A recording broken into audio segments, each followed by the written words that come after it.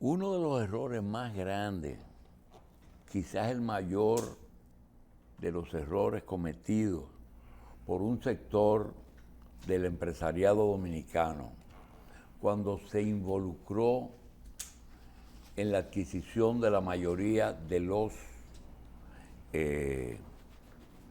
medios de comunicación,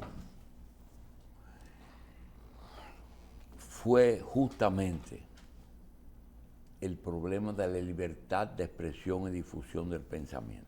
¿Cómo usted compra un medio y luego puede controlarlo?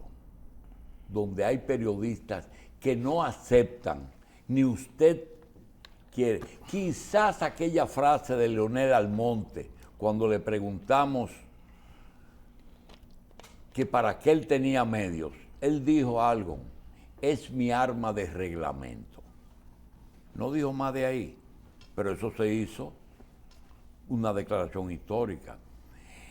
El único que tiene y que no le importa nada que se diga en sus medios es el Grupo Corripio. Pero hay otros medios que tienen que tener mucho cuidado.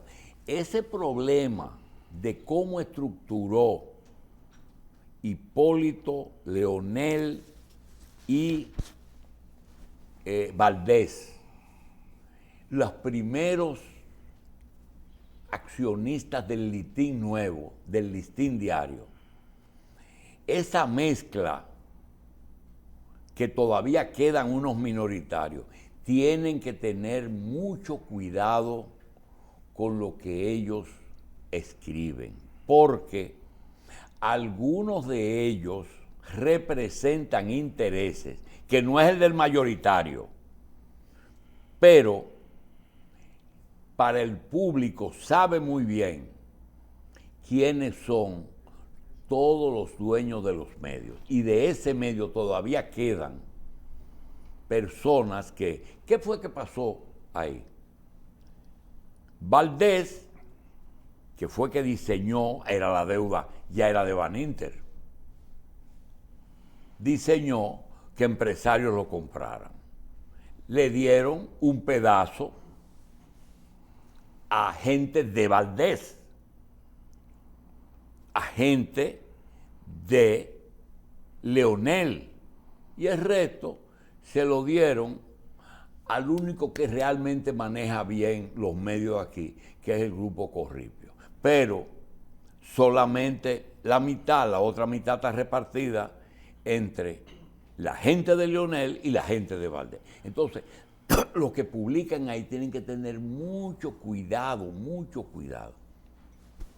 Ustedes no ven lo bien que trata el Listín a Leonel Fernández, que hasta tiene una página completa, y que debe ser así, pero fíjense que él tiene una posición beneficiosa ahí adentro. Entonces, yo creo que también hay que tener cuidado, porque cuando hay un problema de delación premiada, tienen que tener cuidado, y sobre todo que la prueba parece que no va a tener ningún valor, es lo que el otro dice, pero cuando el otro dice y prueba, ahí hay un tipo que llevó una computadora y se le entregó a Berenice: mire, ese tonto lo que hizo negocio con fulano, pero le entregó la computadora con las operaciones. Entonces, cuando la delación está acompañada de la prueba, tienen que tener cuidado. Esos periódicos que tienen socios que no debieran meterse en ese, ni coger ese riesgo, tienen que tener mucho cuidado. Nosotros vamos a hacer, Michelle, ¿tú tienes algo? Vamos entonces a conversar con alguien que necesariamente... Él hizo un buen programa ayer con Ramón Albuquerque, un grupo de genios, pero yo creo que tenemos que buscar el tiempo para que don Iván Ernesto Gatón que es el hombre que nos explica el tema de las relaciones internacionales, quería yo dejarlo, pero antes de que él tome la varita, quería preguntarle si esa reunión de iberoamericanos de 22 hubiera tenido un pequeño viaje a la frontera para que esos mandatarios vean con sus propios ojos lo que es la tribu de nuestros vecinos, no hubiera sido más beneficioso y menos explicativo, en vez de hablar tanto, mire, eso es. ¿Qué tú crees, Iván? Oye, ellos están bien informados. Si algo hay consenso en la mayoría de las cancillerías, porque los embajadores que han estado dando seguimiento al tema les dejan saber es sobre Haití. De hecho, Haití es uno de los casos más traumáticos para la ayuda internacional, sobre todo cuando muchas ONGs se han convertido en fuente de lo que cualquier marxista llamara acumulación originaria de capital. Es decir, que mucha gente se ha beneficiado de la pobreza de Haití con las ONGs. Entonces, casi todos están conscientes de esa especie como de barril sin fondo en cuanto a cooperación internacional se refiere. Qué paradoja que de la pobreza salga tanta riqueza para algunos, pocos. Sí, la verdad. Porque la pobreza también es un negocio, siempre y cuando no la sufran algunos que son los que se encargan de repartir. Mira, Iván, en los años que tú tienes en el análisis político de temas internacionales, tú has tenido un éxito que nadie se ha ocupado de resaltarlo, y es que tú te has limitado a lo objetivo.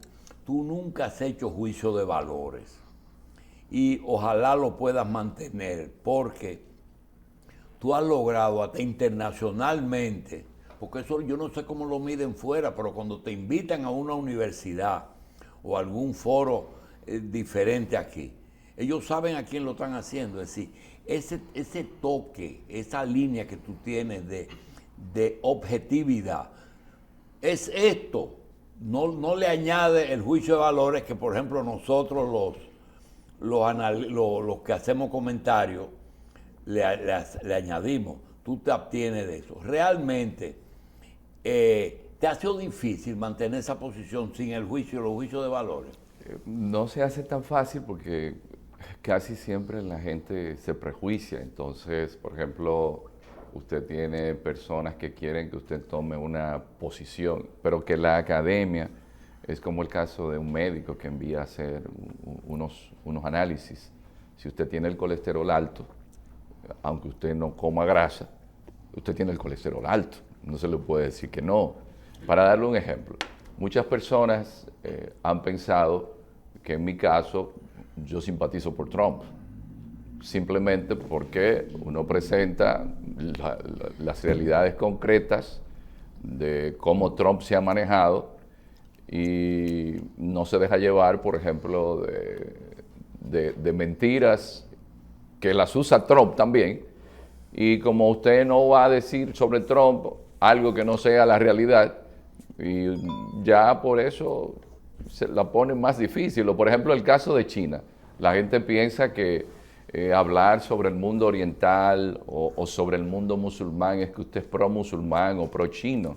Y no es así, sino que hay un paso de la historia, hay un análisis, sobre todo académico, que es el que permite entonces que uno trate de ser objetivo, y el tiempo se encarga de demostrar si uno fue honesto. Sobre todo yo creo que es un tema de honestidad académica, pero no es sencillo. Bien. ¿Cuál es la situación hoy, de una guerra que luce interminable? Y escuché algo que quería tu opinión. Dice, Rusia no puede vivir sin, ¿cómo se llama la península esa? Crimea. sin Crimea. ¿Es así? Porque Sí. tendría que salir por el Ártico o por Asia, lo que es no viable. ¿Es así? Sí, todo y ahí viene el problema. La gente no quiere ver que existe algo que se llama geopolítica. Y la geopolítica se define desde la perspectiva del gran geopolitólogo Karl Haushofer como la conciencia geográfica del Estado. Si vemos aquí, por ejemplo, el mapa, vamos a ver que Rusia es todo esto que está por acá. ¿Ustedes lo ven? Todo eso aquí. Entonces, Todo ¿qué lo pasa? verde. Toda esta zona, aquí está la península de Kamchatka, esto es el Océano Pacífico, todo esto se congela. Entonces, ¿qué pasa? Si esto se congela por aquí y por aquí arriba está el Ártico, ¿por dónde van a salir los barcos? Entonces, lo que tiene Rusia aquí, bueno, ustedes ven todo el territorio ruso que pasa hacia acá, Rusia acá, lo que tiene es, pasando primero Bielorrusia, tiene lo que se llama Kaliningrado, que antes se llamaba Königsberg. Entonces, esa zona por ahí también el acceso es difícil. Rusia no tiene algo que se llama acceso a mares Pero abiertos. sale al Mar del Norte. No, pero pasa que esto se congela, esto necesita rompehielo. No, pero donde está Finlandia, no tiene una salidita por ahí. Pero que No, se, abajo. sí, pero que se congela. Ah, Es sí. decir, pasa que el Ártico, toda esta parte que hay que ir por aquí, ahora es que se está deshelando por el tema del cambio climático. Sí. Entonces, hay un tema, y es que en geopolítica hay una teoría que se llama la teoría talasocrática o la teoría marítima, y es que es el manejo de los mares, que eso lo desarrolla un almirante que se llama Alfred Thayer Mahan. Por ejemplo, República Dominicana, Cuba, todo el Caribe, forman parte de la teoría talasocrática y los Estados Unidos inciden en ellos, al igual que Filipinas, que queda aquí de este lado, porque en la teoría talasocrática de Mahan, que es la teoría marítima, lo que hay que manejar son los mares, que fue la misma que aplicó Inglaterra. ¿Por qué, por ejemplo, República Dominicana es tan importante? Porque en geopolítica, el territorio del mundo... Tenemos mucho mar nosotros. Sí, no, y no solamente eso, es que en geopolítica hay algo que es que el cuerpo terrestre es como si fuese el cuerpo humano. Entonces, hay una teoría del heartland o la región cardial. ¿Cuál sería la región corazón, digamos así, para usarlo en esa perspectiva del Caribe? República Dominicana, porque hay algo que nunca cambia, que es la geografía. ¿Por qué Cuba es importante para Estados Unidos? Bueno, si tomamos en consideración que esto es el Golfo de México, la corriente del Golfo, que es una corriente de unos 900 kilómetros de ancho y que es a más de 5 nudos de velocidad, que un barco en aquellos tiempos que no tenía motor, simplemente se ponía en esa corriente y esa corriente lo llevaba hasta acá, hasta la península ibérica. Esa corriente del Golfo es la que está frente a ¿qué? Al río Mississippi. El río Mississippi, todo esto aquí, ¿cuál es la isla que cierra el acceso al Golfo de México? Cuba. Por eso cuando Estados Unidos desarrolla la teoría marítima, ¿a quién le toma Guantánamo? ¿Y a quién le aplica la enmienda Platt? A Cuba. ¿Por qué se toma Puerto Rico por como... eso Samaná, entonces. Samaná tiene acceso a mares abiertos. Ah, ¿Por ya. qué Taiwán que está aquí? Ah, porque aquí está el complejo de Malaca. Toda la materia prima, todo el comercio de China que viene desde aquí, para subir, porque aquí ponemos Hong Kong, aquí está una provincia que se llama Shanghái, tiene que pasar frente a quién? Frente a Taiwán. Entonces, si en este estrecho todo lo que va a llegar a gran parte de China tiene que pasar frente a Taiwán, ¿quién cierra el acceso? Lo cierra Taiwán, pero Taiwán es el que cierra el acceso a mares abiertos aquí. Y por aquí están las islas Diaoyu o Senkaku, por aquí están las islas Spratlys o Paracelso. El tema es que usted no tiene salida a mares abiertos. Por ejemplo, Estados Unidos acaba, después de conseguir con el nuevo presidente Marcos, hijo del antiguo dictador Ferdinand Marcos, que le amplíen la cantidad de bases militares en Filipinas. Recordemos que Filipinas era española. y se la toman en la guerra hispanoamericana a finales del siglo XIX, por la teoría marítima. Pues ahora Estados Unidos, que tiene el tema de Taiwán, ¿qué hace? Que consiguió 4 bases militares más. Y una en una isla más próxima a Taiwán, porque Filipinas tiene 7.500 islas. Entonces, el caso de Rusia aquí es que Catalina la Grande tiene un primer ministro que se llamaba Grigori Potenkin. Catalina la Grande, que no era rusa, pero se hizo rusa, expande hacia el Báltico y hacia Crimea. ¿Sabe quién estuvo por Crimea? Y pasó hasta donde Catalina la Grande en San Petersburgo, el que comenzó las independencias en América, e incluyó a Bolívar en el proyecto. Francisco Sebastián de Miranda, que incluso fue hasta amante de ella. Fue hasta amante de ella. ¿Pero por qué? Porque Catalina la Grande lo que necesitaba era que el Mar Negro, que es un mar de aguas cálidas, a donde está la península de Crimea, tener acceso. Y el mundo funciona en base a eso. Entonces aquí, y eso es lo que está sucediendo ahora con Ucrania, hay algo en geopolítica que lo diseñan los ingleses, que fueron los dueños del mundo en el siglo XIX, que se llama la teoría del Heartland o región cardial. ¿Cuál es la región cardial? La región cardial va desde aquí, desde Ucrania, sube toda esta zona del Ártico y baja por aquí, por Mongolia, por China, todo lo que es Eurasia. Una pregunta para que siga. Ese país que está dentro de China y al sur de Rusia, que es rosado, más arriba, el grande ese que está ahí. Aquí. ¿Qué es eso? No, eso es Mongolia. Entonces, Mongolia puede que tenga menos poder en los mares, porque es mediterráneo, que Taiwán. ¿No? Taiwán tiene más poder en los mares que Mongolia, aunque sea un pedacito. La ventaja de los mares es que permiten proyección de poder. ¿Por qué Estados Unidos es la potencia que es?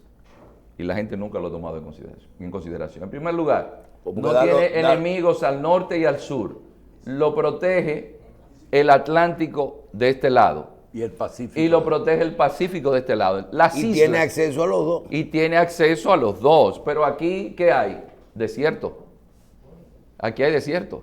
Y eso es una ventaja que tiene Estados Unidos. Ahora, China tiene 14 países que le hacen frontera, incluyendo India, que eso es un problema. Rusia tiene 16 países con los cuales no es lo mismo.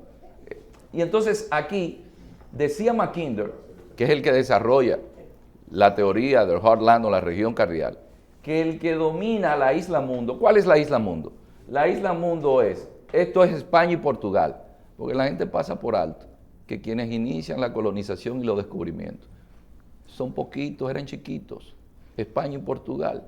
Y entonces esos pioneros ibéricos, como lo llamaba el gran historiador Arnold Toynbee, ¿qué hicieron?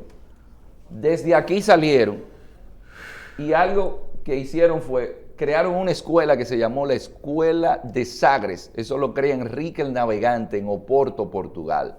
Y son los portugueses quienes, algo que hacían los fenicios, ustedes tienen algo de fenicios, los hacín, porque son libaneses, y los fenicios. Sí, pero mira, te voy a decir algo. El tema de los fenicios, que fueron los que tuvieron primero en ese asunto, España y Portugal, que fueron los que colonizaron desde esa península, porque la península ibérica es una península de Europa, pero dice José Israel aquí que Europa es una península de Asia. Es una península de la isla Ahora, mundo. ¿por qué Portugal no es una potencia si desde ahí lo único grande que consiguió fue Brasil? No, Portugal sí fue una gran potencia. Portugal incluso es, con el golpe de Estado a Oliveira Salazar, que devuelve a Timor, que devuelve a Angola, que devuelve a Mozambique, pero todavía en los años 70 Portugal era una potencia colonial. Portugal tenía Macao en China. Portugal era quien tenía las especierías, Tidore. Por ejemplo, el clavo dulce era más caro que el oro. Es más, usted sabía que el clavo dulce se guardaba en un arcón con el oro. Y el clavo dulce a veces y las especies eran más caros que el oro. ¿Y quién manejaba esa ruta? Eran los portugueses. ¿De dónde salió Colón? Colón salió, fue de ahí, de Portugal. Es más, el primer virrey de América, Diego Colón, era portugués porque nació en Puerto Santo, en Madeira. ¿Y qué pasó? Que esos portugueses dominaron toda esta zona. ¿Y qué hicieron? Los portugueses firmaron con los españoles el primer acuerdo así geopolítico en grande, que fue el Tratado de Tordesillas en 1494. Y algo importante, ese acuerdo de Tordesillas es el que le permite entonces tomarse esta parte de aquí de Portugal, pero a España le dejan todo este espacio. Todo eso es así, pero a Grecia y a Portugal tuvieron que hablar inglés para poder entrar en la Unión Europea. Le dio mucho trabajo. Pero eso es después de haber sido después. pionera de todo. Porque en geopolítica hay algo que se llama la teoría de los ciclos hegemónicos. No hay un imperio eterno. E incluso Modelsky y Emanuel Wallerstein hablan de que la hegemonía de un imperio dura aproximadamente 70 años. Sí. Entonces, todo lo que... es una ley de física. Todo lo que sube, baja. Sí, pero ellos cayeron muy hondo. Pero es natural. Aquí Inglaterra cayó y se mantuvo con el Commonwealth. Porque Inglaterra lo que hizo fue que le transfirió a Estados Unidos gran parte de lo que habían sido sus bases. Inglaterra hizo una transición pacífica. En eso que se llama la trampa de Tucídides, no hubo enfrentamiento entre Estados Unidos e Inglaterra. Pero el tema de Rusia, para terminar con lo de Crimea, cuando vemos aquí, ¿sabe qué pasó? Luego, que siendo Rusia cristiana, Europa entonces apoya a los turcos que son musulmanes en la guerra de Crimea, finales del siglo XIX. ¿Por qué? Porque en algo que Rudyard Kipling llamó el gran juego, para que lo tomemos en cuenta, que esto es cíclico, los imperios vuelven y nos muestran que no tienen amigos ni enemigos y que no es un tema ni de religión. Es decir, los cristianos europeos que peleaban contra el moro musulmán dejan de apoyar a los rusos que eran ortodoxos cristianos y que habían salido de Turquía cuando en 1453 Mehmed II llegó y los sacó de allá y Rusia tuvo que convertir, y tuvieron los cristianos ortodoxos que convertir a Moscú en la tercera Roma. Entonces, de aquí, en esta guerra de Crimea, tenemos un escenario que es el del ¿qué? La salida a mares cálidos. Y Crimea, por supuesto, es un lugar fundamental. Esa es la explicación geopolítica. Quien domina la región cardial, domina la isla mundo. Quien domina la isla mundo, domina el planeta. ¿Cuál es la isla mundo? Toda Eurasia, desde aquí hasta acá. ¿Cuántos millones de kilómetros cuadrados tiene Europa? 10 millones. ¿Y la isla mundo? La isla mundo... 300 millones. No, la isla mundo en su total debe tener más de 40 millones, porque Europa es este pedacito de aquí. China solamente tiene 9 millones. Rusia tiene 17 millones. Entonces y si andamos usted le lejos de agrega 50 millones de kilómetros cuadrados. Si usted le agrega India, Bangladesh, si usted le agrega aquí de este lado ¿Y parte de el Mongolia, Medio Oriente está en el mundo? No, en la isla mundo. Sí, el Medio Oriente viene aquí. Es toda esta zona de aquí. De hecho, si usted se fija, el estrecho del Canal del Suez, eso, África queda pegado. Sí. ¿Usted lo nota? Sí. Pero hay algo que yo quería no dejar de explicar hoy. Esto de esa teoría geopolítica comienza a aplicarse en un periodo que se llama la modernidad. El mundo está dividido en 4 épocas: edad antigua, edad media, edad moderna y edad contemporánea. Pero lo que no nos estamos dando cuenta, y esto sí es importante para la República Dominicana en términos históricos, que la geopolítica inicia aquí, en Santo Domingo. Incluso el proceso de lo que hoy nosotros llamamos globalización se inicia aquí. ¿Por qué? Porque es la llegada de Colón que sale. Esto es un tema que a mí me llama la atención también. Siempre se dice que Colón salió de Puertos de Palos, de Moguer. Pero finalmente Colón de donde sale es de La Gomera, en África, porque hay unos vientos que son los vientos alisios. Entonces, la llegada aquí, ¿qué provoca? provoca lo que se llama la modernidad y que se inicie la geopolítica. A un punto tal que fíjense ustedes, ¿por qué ustedes creen que es desde Santo Domingo que, por ejemplo, se descubre Puerto Rico, Borinquen? ¿Por qué ustedes creen que es desde aquí que Colón se va y descubre la zona de Venezuela? ¿Por qué ustedes creen que es desde aquí que Ponce de León, con 2 naos y un bergantín desde Boca de Yuma, descubre Borinquen y desde ahí se va y descubre la Florida, que es que le pone el nombre de la Florida? Es decir, que Estados Unidos se descubre saliendo de aquí. Y luego, ¿Y se coloniza de aquí? desde aquí, el alcalde mayor de la Concepción de la Vega, Lucas Vázquez de Ayllón, en el 1526, don Julito, y esto es un dato poco promovido, en el 1526, 500 colonos desde Puerto Plata crean la ciudad de San Miguel de Guadalupe. ¿Sabe dónde? En la bahía de Chesapeake, aquí arriba, en Carolina del Norte. No es San Agustín, que la gente dice que es San Agustín, o que fue que los ingleses O sea, llegaron. la primera colonia que se abre en Estados Unidos, lo que es Estados Unidos, sale con 500 personas de aquí. Desde Puerto Plata, frailes, mujeres.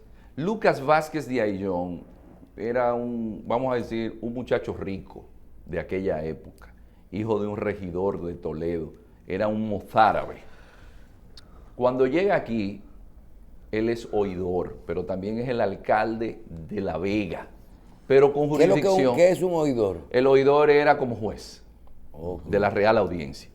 Entonces, él tenía su representación en La Vega, también estaba en La Vega, en Santiago y en Puerto Plata.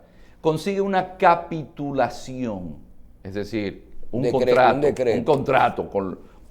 en ese caso con Carlos V, que era el que había heredado con los Austrias. ¿Cuándo llegaron los padres peregrinos a Estados Unidos con el Mayflower a Plymouth? Fue en el 1620. ¿Y esos 500 colonos en qué año fue? 1526. 100 años antes. ¿Qué pasa? Que cuando llegan en otoño. El mal tiempo hace que se hunda el barco donde iba la comida. Llegó el invierno. La zona donde establecieron San Miguel de Guadalupe era una zona un poco pantanosa y el propio Lucas de Ayllón muere y 4 meses después regresa. San Agustín, que es la ciudad más antigua en Estados Unidos que se encuentra en la Florida, entonces la crea Pedro Menéndez de Avilés, que es a quien luego el rey Felipe II, el hijo de Carlos V, le encarga la Gran Armada Española. Pero es desde aquí, y yo no he visto que se le ha dicho a los estadounidenses, yo me di cuenta de esto, fue por John Fitzgerald Kennedy, que era un gran intelectual, pero a nadie se le dice en Estados Unidos que fue desde aquí que se creó la primera ciudad en Estados Unidos, que salió de Puerto Plata. Ustedes saben el significado en términos de promoción turística que tiene eso para un país como el nuestro, que más del 50% del turismo viene de Estados Unidos. Eso es turismo histórico. Ustedes saben lo que significa que la Florida se descubrió saliendo desde Higüey, desde Boca de Yuma, y que la casa de Ponce de León está ahí. ¿Sí? Y que Ponce de León estaba buscando la fuente de la eterna juventud. Sí. En aquella época, porque se había casado con una india mucho más joven que él, dicen los chismes de aquella época. De nada. Y entonces él salió desde aquí, pero se le dice a la gente que fue desde aquí y que Puerto Rico fue desde aquí. Pero otro asunto importante. ¿Quién era un joven que era muy pendenciero y muy mujeriego? De hecho, vivió cojo el resto de su vida porque lo encontró un profesor de él tratando de tener relaciones con su esposa y saltando una pared en los tiempos que no había ortopedas, se fracturó. lesionó. Hernán Cortés. Hernán Cortés llega aquí con Nicolás de Obando. Diego Velázquez los manda allá al cacicazgo de Jaragua. Y por eso le dan a Cortés, ¿ustedes saben qué? La escribanía de Azua. El primer notario de Azua es el que conquista el imperio azteca. Pero todo salió de aquí. Pero eso es lo que no se ha hecho, la promoción. La historia es fundamental. Si ustedes van y revisan a Pizarro, que era primo de Cortés. Señores, Pizarro vivía aquí. Antes de Pizarro ir a Perú, Pizarro estuvo aquí, vivía aquí. Y que usted pueda ponerle en ese bosquejo histórico, que no solamente eso. Ustedes ven China, China queda aquí. ¿Qué pasa? Que de los pocos sitios que hay porcelana de la dinastía Ming, es aquí. ¿Por qué? Porque cuando Cortés conquista México, Cortés también es explorador del Pacífico. ¿Quién había descubierto el Océano Pacífico? Otro que vivía aquí, que le fue mal en un negocio de cerdo, Vasco Núñez de Balboa, y se fue como polizonte en un barco. Entonces se consiguió una india que se llamaba Nayansi en Panamá, y ella le dice, mira, hay otro mar de ese lado. Pues él llega, descubre el mar del sur. Pero ¿quién comienza la exploración? Y por eso esto aquí se le llama el mar de Cortés. ¿Y quién hace el primer astillero? Hernán Cortés. ¿Y ustedes saben quién es el que descubre Hawái? No es el capitán Cook. Es Herón Saavedra, el primo de Cortés, que él mandó a que finalmente se reuniera aquí de este lado en Filipinas, que buscara por Filipinas, que cruzara, para que encontrara a quién, la expedición de Magallanes.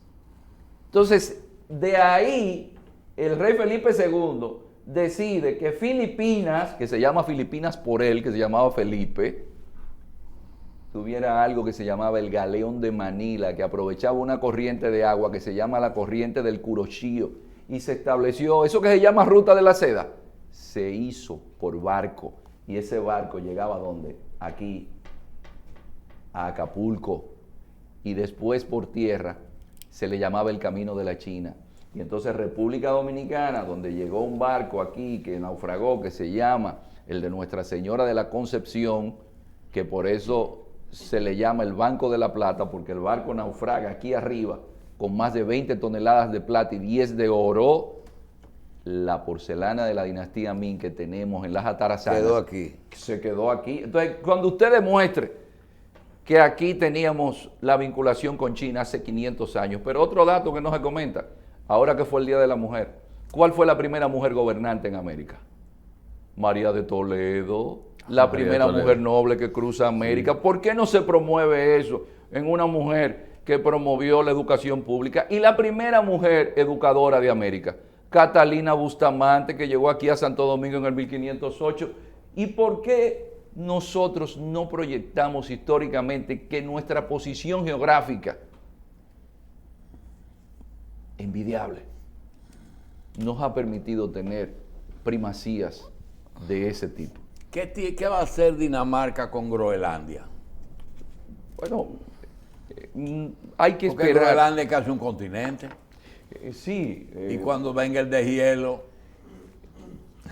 tendrán más territorio para explotar, porque hay un tema que también la gente olvida, Mina. y es que el ser humano es y seguirá siendo un aparato digestivo que tiene un cerebro como anexo. ¿cómo es la cosa? Que el ser humano es y seguirá siendo un aparato digestivo que tiene un cerebro como anexo. Entonces, en geopolítica se dice que el Estado es un ser vivo, es decir, necesita comida, necesita agua, tendrán más territorio. Por ejemplo, este es el único país donde los territorios cultivables los siembran de bloc y varilla. Porque en la perspectiva geopolítica, esas áreas hay que mantenerlas intactas. Por ejemplo, las fuentes acuíferas, el agua es fundamental, pero nosotros no tomamos en cuenta eso. La geopolítica da una conciencia geográfica de un Estado. Y por eso es que cuando se tiene conciencia geopolítica, el Estado funciona de manera distinta.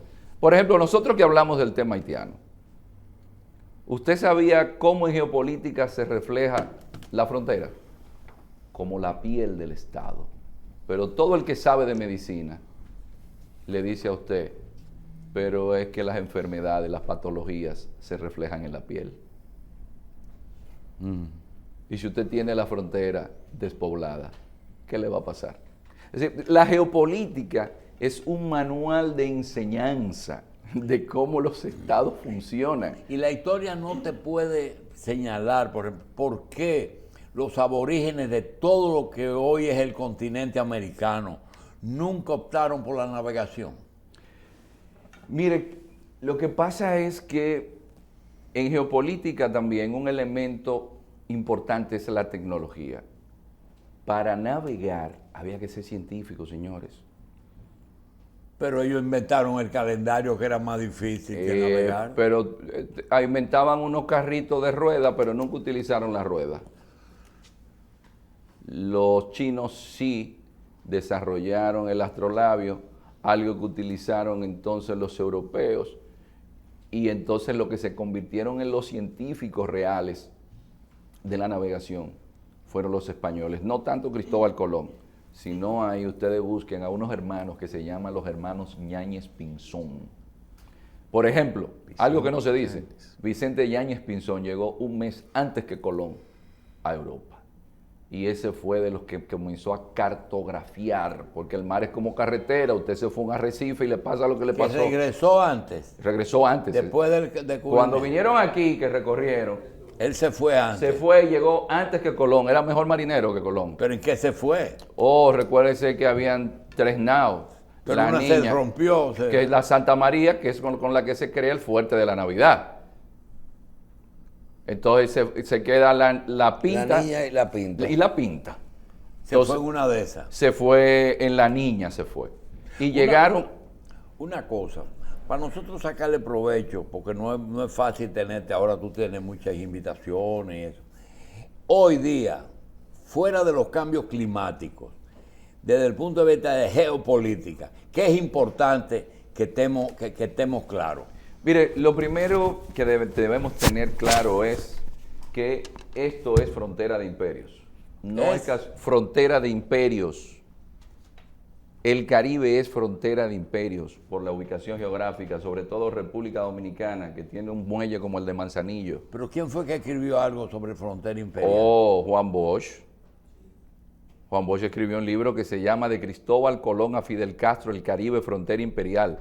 Aquí vinieron los holandeses que todavía tienen Curazao, Aruba, Bonaire, Surinam. Los franceses. Están los franceses. Guadalupe. Guadalupe, Martinica, pero que no han dejado fuera aquí la Guyana francesa tampoco.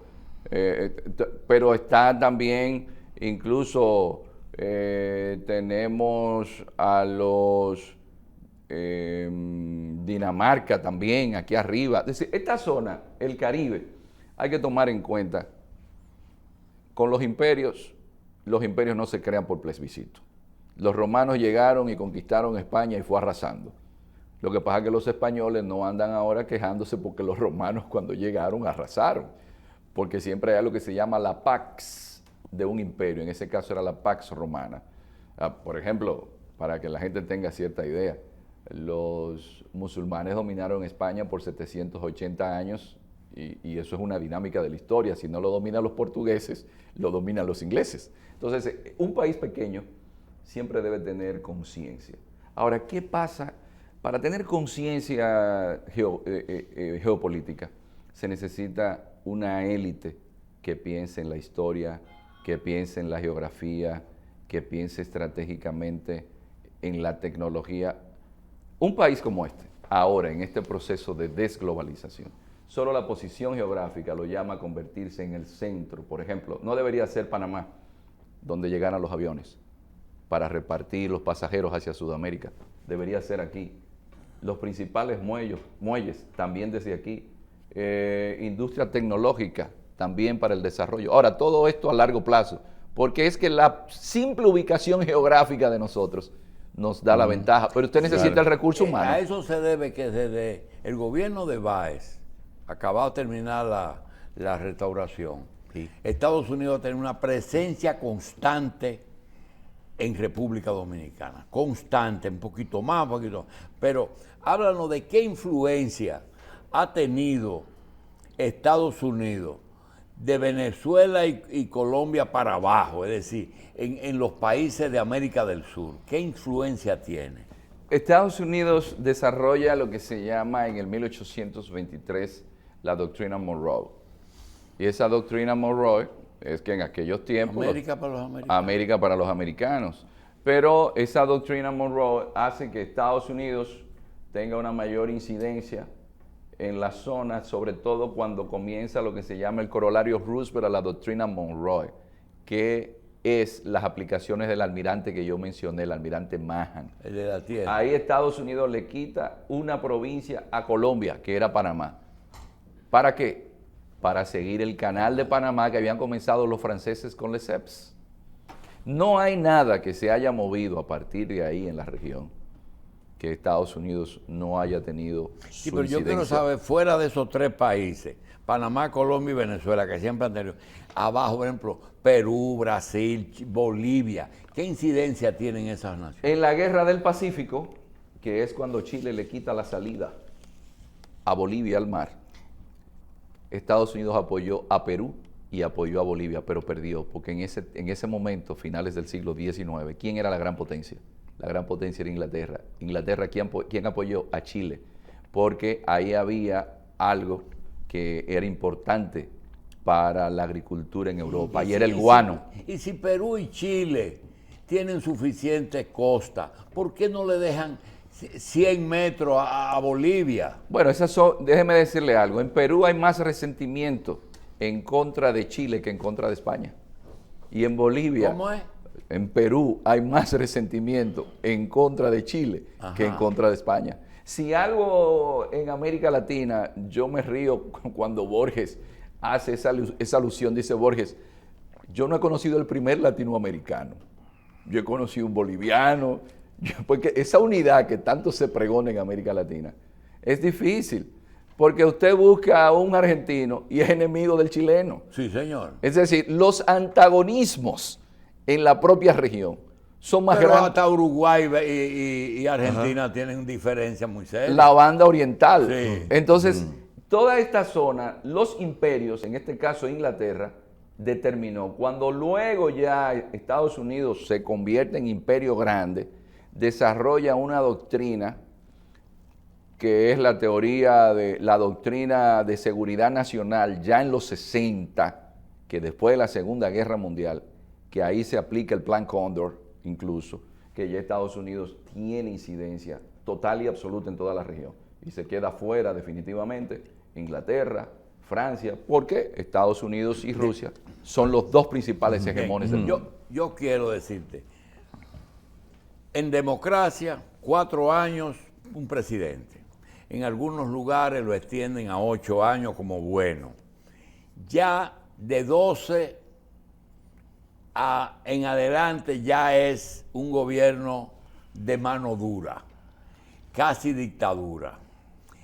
Después las dictaduras, más o menos es entre 20 y 30 años, con la excepción de Castro.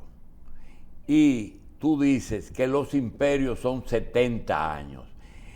¿Tú crees que el imperio norteamericano está llegando a su fin o todavía vamos a tener mucho imperio americano? Pero recuerden algo, Estados Unidos, ¿cuándo se convierte en imperio? Cuando pasa la Segunda Guerra Mundial. La Segunda Guerra. Pero Estados Unidos en los años 90 era hiperhegemónico.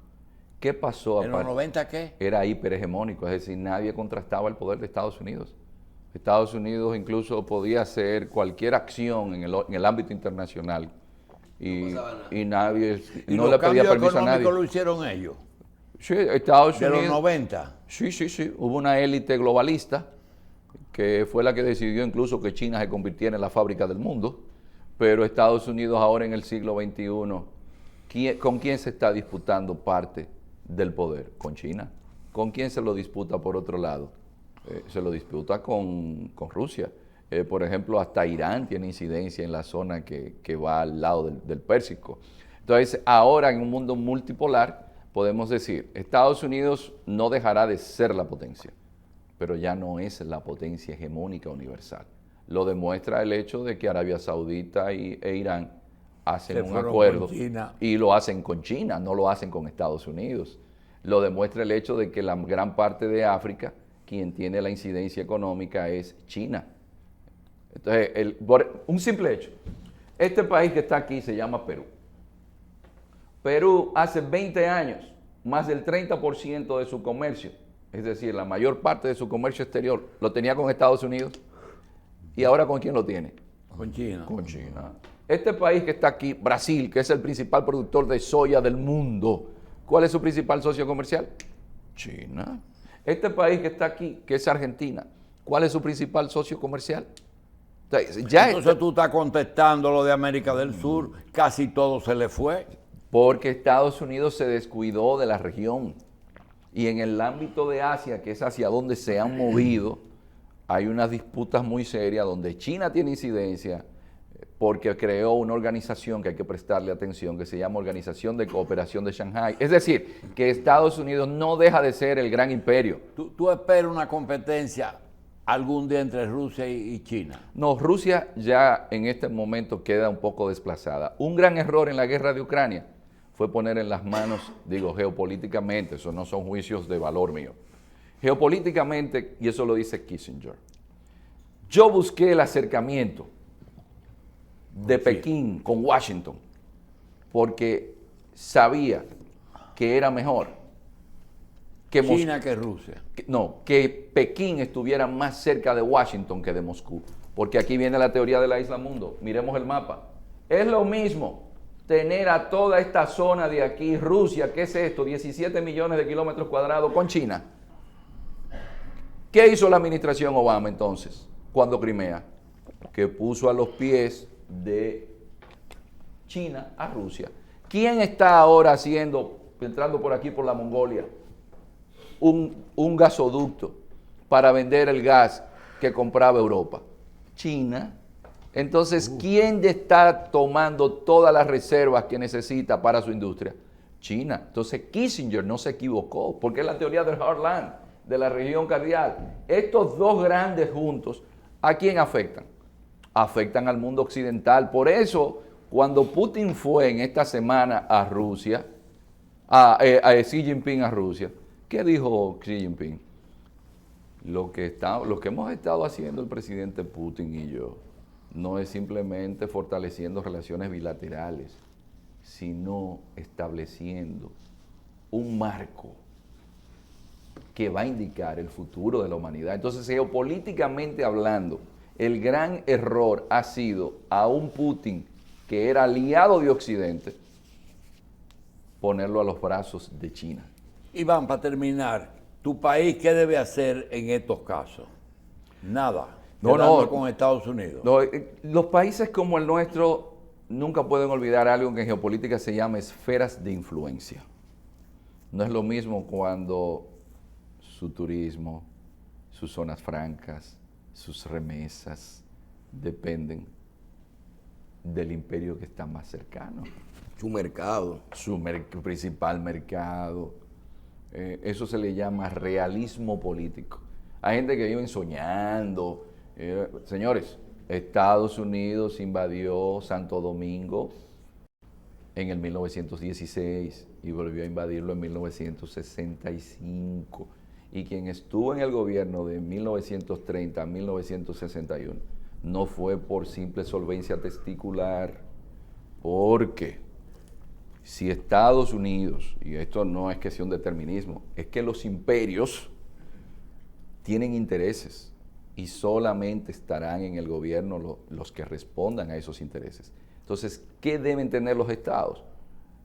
Una élite, yo hablo de élite porque es gente que piense, que pueda estar en ese mar de los intereses tratando de sacar lo mejor para el suyo.